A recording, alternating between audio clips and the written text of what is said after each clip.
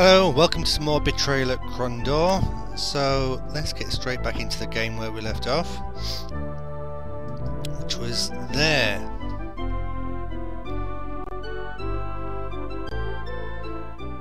Now, if I remember, we were just outside Sloop. We'd been told to find somebody's house, and I stopped it there because I thought I'd have a look on the web. Oh, pardon me.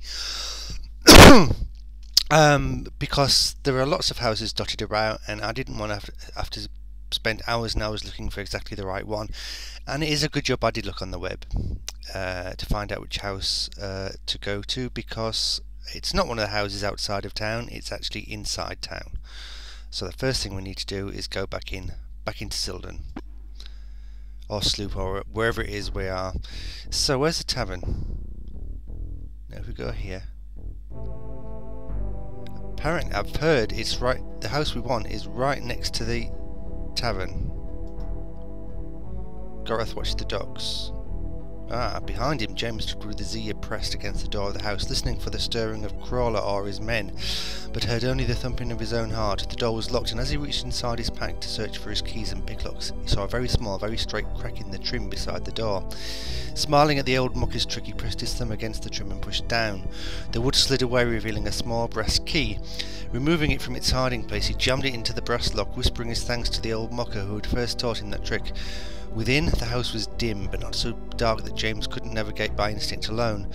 Creeping, he investigated the whole of the three-room house, noting anything that looked out of the ordinary. Near the fireplace he discovered something that appeared to be a chest, but dismissed it as suspect, its location tagging it as a trap for less clever thieves.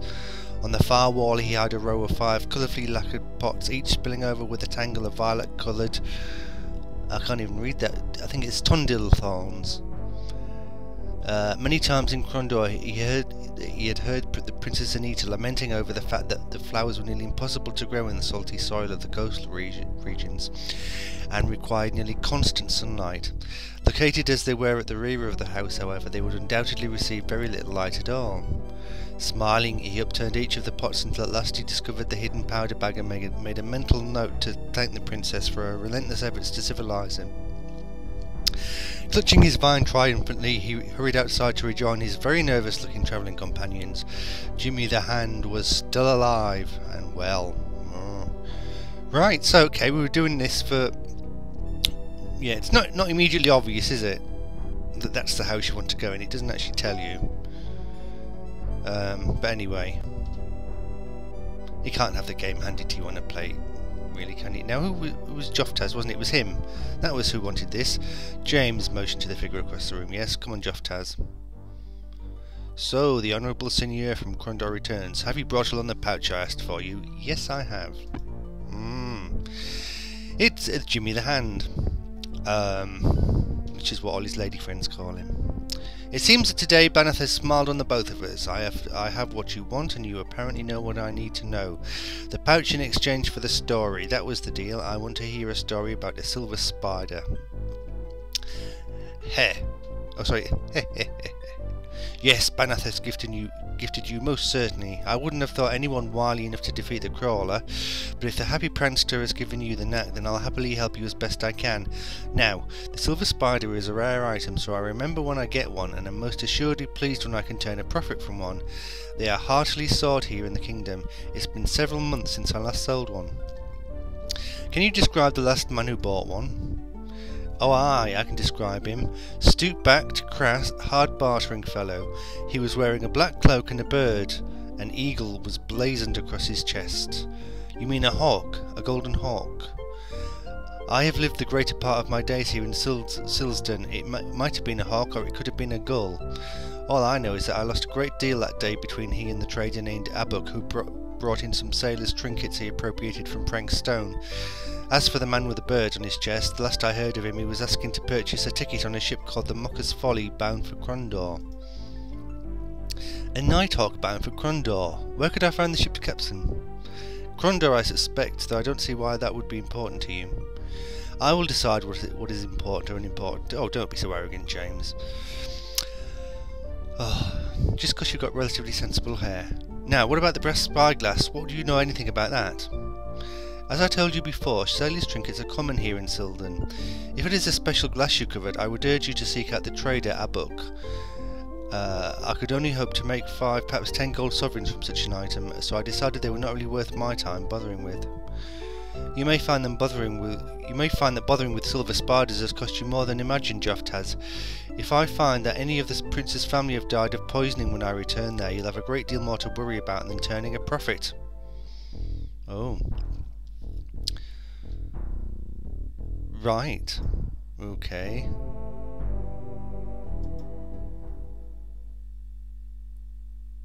Right, so, what do we do now then? Where's our book? I can't remember where our book is now. I'll have to look it up. A book? Where have you gone?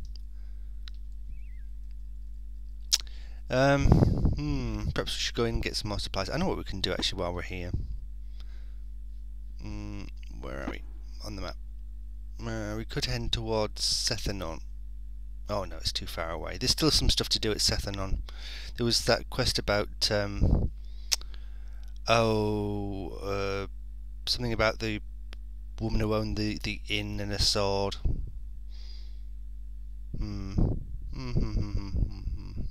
So no, we could go back to Sloop. We could go back to Romney, and I'm not sure if we've actually sorted this thing out now. I can't remember where her book is. I must find out where her book is. Tell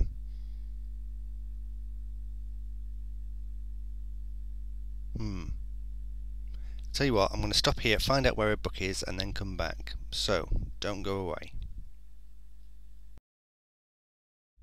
Hello, we're back now, and it seems we do have to go back over this way to... Where are we going? At least to Lighton, I think. And if we're going there, we might as well go to Sethanon and finish off that. And we can also go back to Krondor. I think we might have to anyway to tell them about what we've just discovered. So it's a long walk ahead of us, I'm afraid. I wish there was a bit of fast travel. Actually, yes, a book is on the way back. What I'm going to do is, there is a ship, isn't there? We might as, while we're here,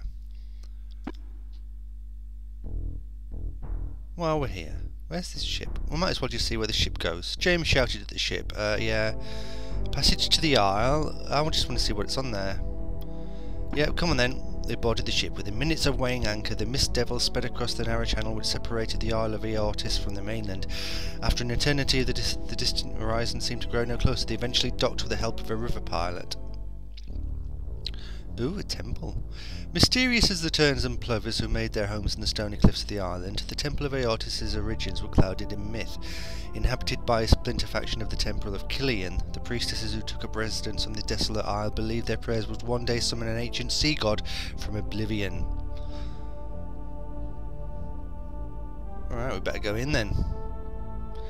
Oh, we can't teleport here, look, there's no... you've got to come by ship, there's no pattern there to memorise. Hello. So you're just a temple, are you? James put... Oh, cure! That's handy. Can you do that at all tables? I can't remember. Temples. I'm not with it today.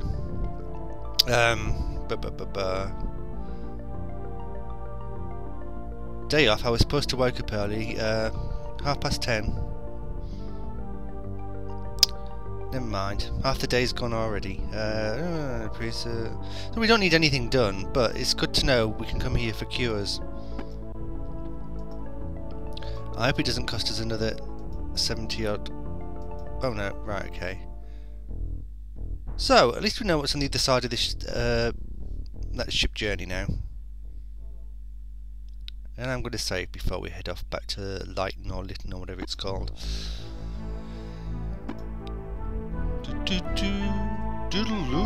Right, hopefully we want... Oh, did I just save over session 18? Probably, never mind. I want it in a different slot though.